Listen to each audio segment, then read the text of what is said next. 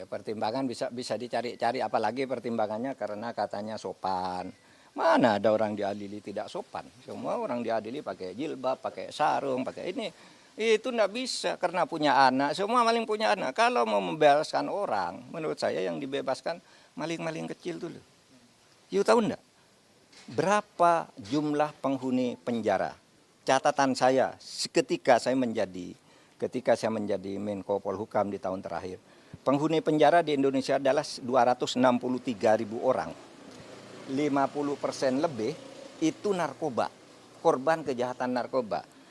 Yang koruptor itu tidak sampai 0,5%. Dari 263.000 itu hanya 1.290 atau 1.300 orang. Itu tidak sampai 0,5%.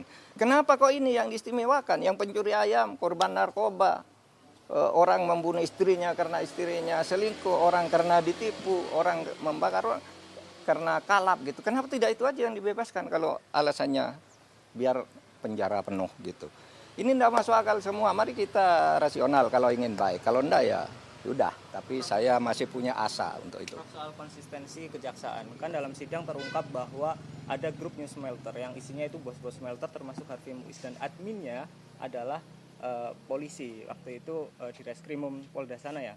Sekarang udah jadi Direktur Tindak Pidana Narkoba Bareskrim, udah Brigjen ya gitu. Tapi di sidang nggak dipanggil jadi saksi, padahal dia jelas admin grup itu.